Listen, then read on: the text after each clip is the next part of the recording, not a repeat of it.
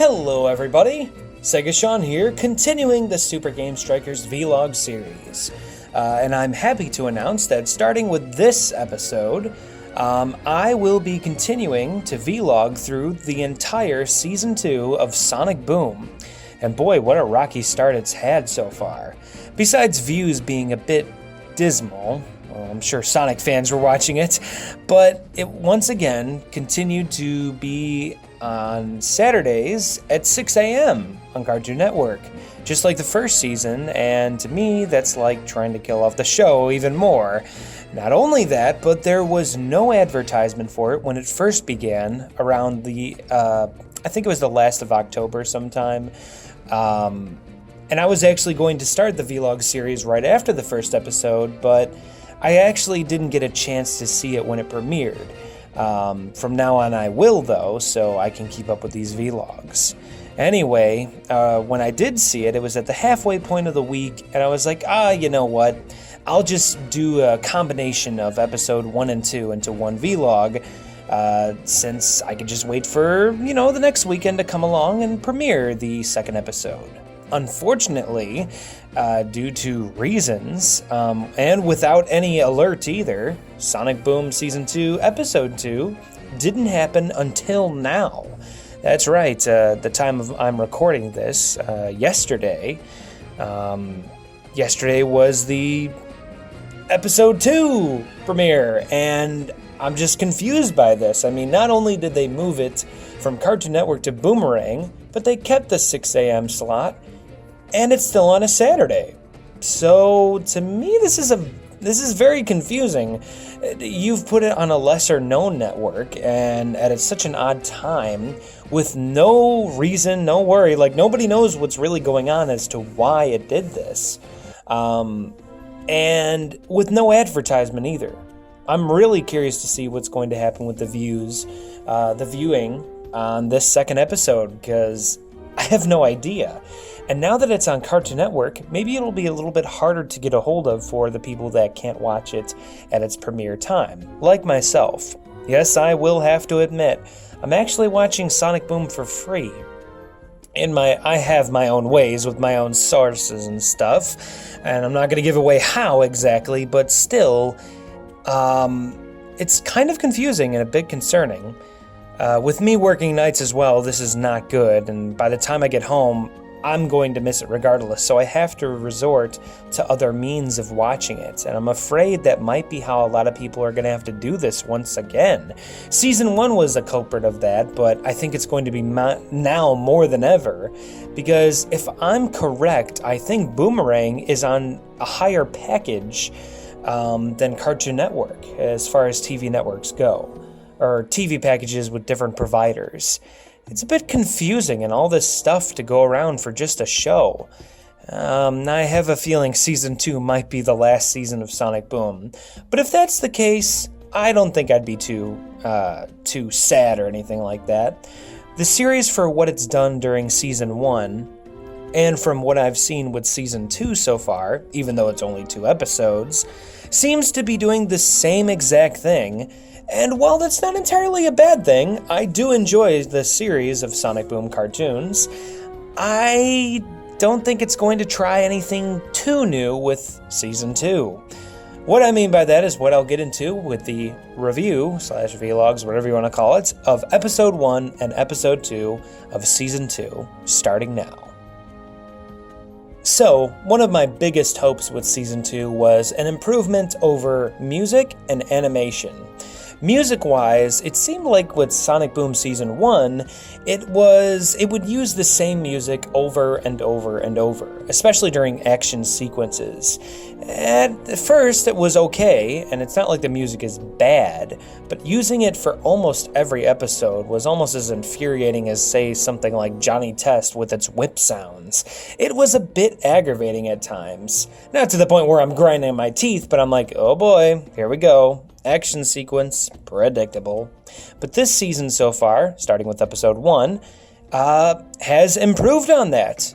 In fact, also with animation. Animation during Season 1 was also a bit bland at times, but not terrible. It wasn't bad, it was just good. Same thing can be said for the entire series. It was good. And luckily it was good because it seems to be one of the most, what's the word I'm looking for? What the hell? Continually good things about the Sonic Boom franchise. Sonic Boom Fire and Ice was not bad. I absolutely liked it. I loved it, but liked it. Shattered Crystal was okay. And Rise of Lyric, well, that's another story. But a continually good thing is better than bad, so yeah. Beginning with episode 1, though, we see a huge improvement in animation. Animation-wise, with facial expressions, Sonic and the gang, and, well, everybody really, just really like to express themselves, and they did some of that during Season 1, but not as good here. And the colors, to some, I see people saying that it looks a bit fake, a bit off, but I actually like it. It honestly reminds me of Sonic Heroes rendered art and stuff, CG art and stuff, where they're kind of shiny, very kind of rubbery, actually, I guess. It's kind of weird saying that, but hey, what are you going to do? It's a cartoon about animals, you know, multicolored animals, technicolor animals, running around and doing things. So anyway, we get introduced to a character that we've seen in Season 1, Tommy Thunder, which probably won't make another appearance until ever? I don't know. Maybe later on. Regardless, we find out throughout the episode that he is an egotistical jerk and also oblivious to anything around him, unless if it has something to do with movies, looking good, something like that. A character that I'd be fine with if it was only a one-time appearance. The humor, of course, is also spot on, just like before. If the humor was really your sort of thing for Season 1, then you'll definitely appreciate it for Season 2 so far, because it's basically the same thing. Nothing changed, really, except for animation and music. We then see an action scene in very, very soon during the episode, which is great. Very well animated. I can't stress enough. Just like Sonic Boom, Fire and Ice, it's all improvements here, and it shows greatly. Another thing that I was hoping for was a little bit more action, and that seems to be what they're going with in a way. But like in this episode, we get 2 scenes with action, which is pretty nice. Oh wait, I'm sorry, 3 scenes with action, so that's more than usual, I would say. Really, I really don't know. I think this is what's going to make this vlog series a bit difficult, because I don't know, the series is really about nothing. It's kind of like Seinfeld. I have seen comparisons to Seinfeld of all things, Sonic and Seinfeld. I didn't think that would mix, but with the way how they handle the characters and their characterizations and stuff, it really is the same. So bravo. I'm not really affected either way because I enjoyed Season 1. But for people that were looking for something different, that is not here. Except for an improvement in animation and music. I know I probably sound like a broken record, but that's really it. We also get to see a nice little nod to the adventures of Sonic the Hedgehog, or at least that's how I took it. In the last battle scene with Sonic and Eggman, the music changes, and once again, like I said, fresh music. In fact, the music is not at all the same throughout this episode. The same can be said for Season 2's Episode 2. I don't know why I keep saying Season 2 in front of Episode 2. Well, whatever. But yeah, we get an Adventures of Sonic the Hedgehog nod with the music from the intro of Adventures of Sonic the Hedgehog, in a way, like bits and pieces of it in this battle, the last battle of the episode. So that's pretty cool. At the end, we get really nothing learned. There's no really big lesson here. Just comedy and action, I guess. Tommy Thunder learns, sort of, that it's not too cool to be egotistical, and then he becomes egotistical again. So, I don't know, he kind of learned, maybe? I don't know. Regardless, like I said, this is going to be kind of a hard series to really vlog on, because there really isn't a whole lot to talk about. I mean, unless if something happened, like where something changed with the team or whatever, but a lot of what I was expecting has not been met, except for animation and music.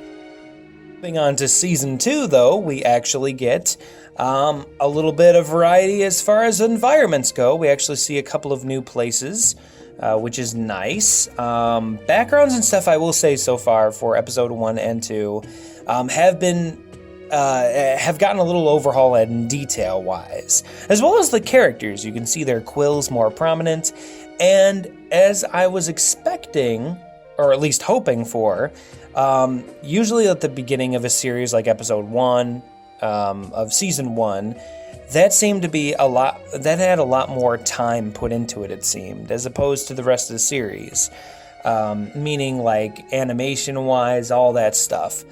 But my big worry was that, okay, so since episode 1 was a bit of an improvement, those departments that I keep on repeating, how will episode 2 fare? Will it be the same? Or will it be, kind of little, will it be a little worse off? Will it be a little worse? Nope, that is not the case. It is the same, which is great. The music, once again, is all new. Once again, not repeating. And from what I'm getting is that it looks like Oedo Productions, if I'm pronouncing that right, is not behind season 2. And unless if I'm wrong, I may be wrong there. So if I am, let me know in the comments below, because I may very well be wrong. But I've seen in preview images of the show and stuff. In fact, the trailer itself, which is on the official Sonic the Hedgehog YouTube page, near the end of the trailer, they actually show the companies and stuff and works with it, and I did not see any Oedo Productions. So does that mean that because they're gone, is this why the improvements were made? Or are they still on board and they weren't credited in the trailer and they've improved? Regardless, I like what I'm seeing, that's for sure. Though that episode 2 seems to take a more slower approach with storytelling. Not to the point where it's slowing down the humor or anything, because once again, that is the same, and that's probably going to be the same throughout the whole series. Got me to chuckle a couple of times and also question my sanity. But regardless, it